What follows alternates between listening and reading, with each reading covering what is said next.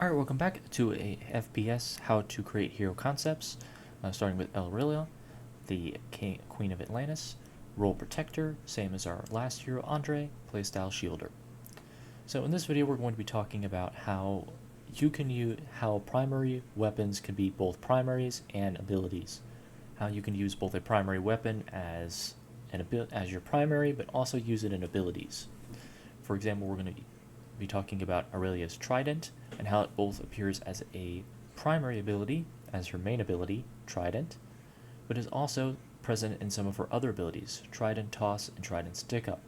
We're also going to talk about, we're also just going to continue reviewing having multiple different options for your abilities, just in case you don't like how Trident Toss and Trident Stick Up work, and you don't want the character to use its primary weapon too much.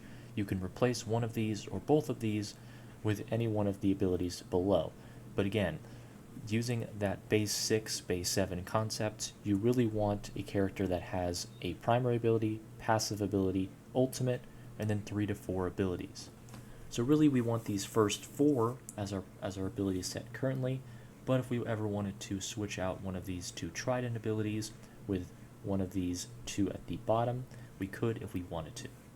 That said, let's get on to our stat blocks, and we can talk about later how you have to balance your cooldowns based on your primary. Alright, so let's begin.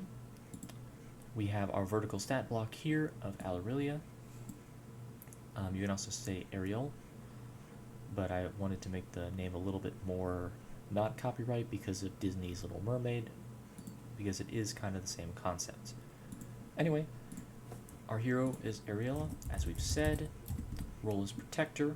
Description, Queen of Atlantis, as we saw on our slides. Playstyle is Shielder, same as Andre, as before.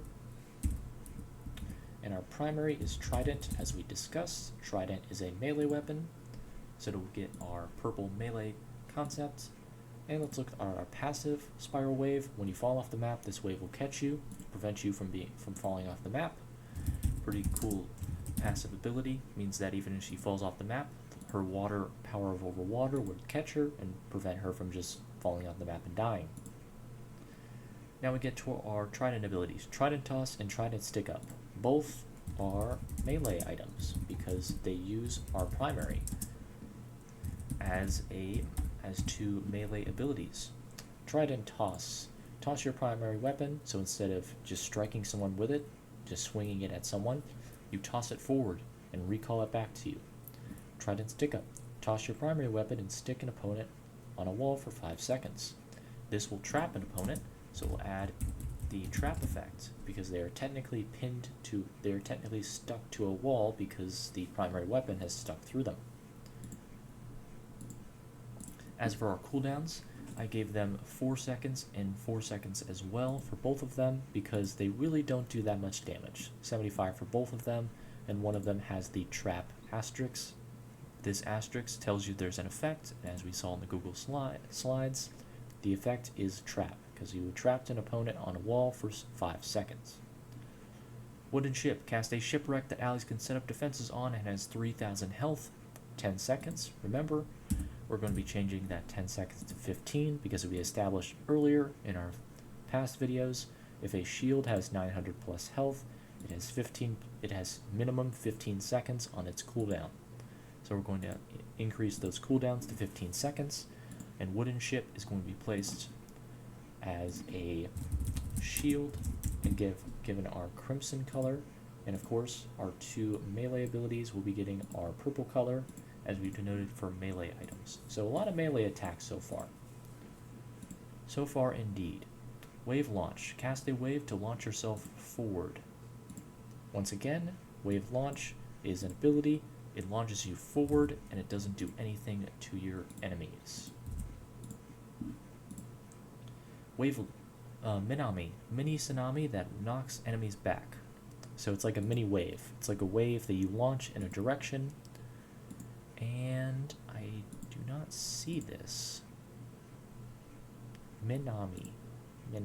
Okay, so it's listed as an ability.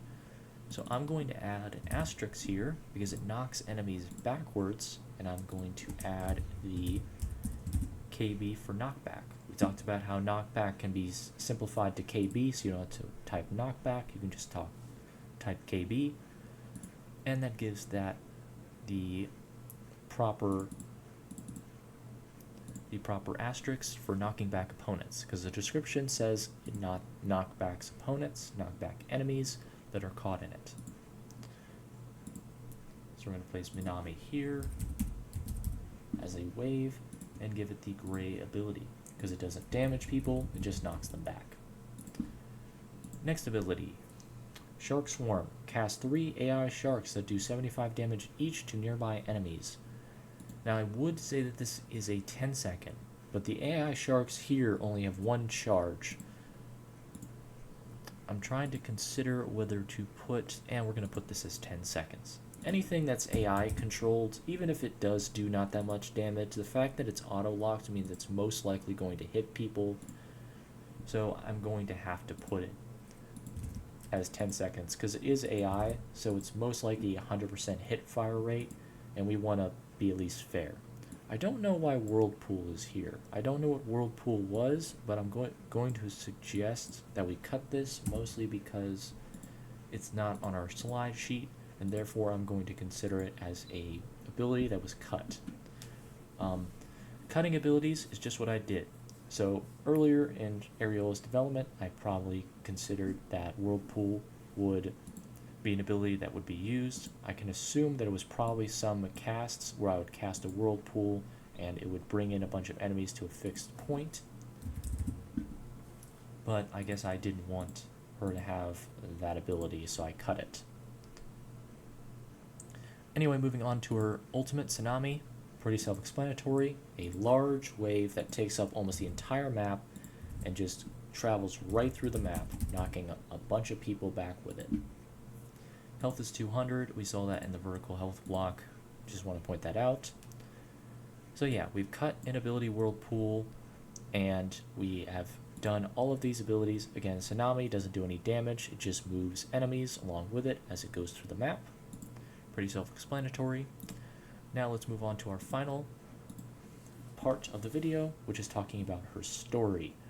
Ariola's story is simple. Queen Merwoman of Atlantis. She's the Queen of Atlantis. Her mother was killed by a fisherman in a twist of the Aquaman story, where instead of falling in love, the fisherman kills the mermaid for selling purposes. This has seeded her deep hatred for humans, especially fishermen and any seafaring humans. So instead of loving humans like the Queen of Atlantis and like the Aquaman story, where humans and mer people are brought together in harmony, they are the opposite here.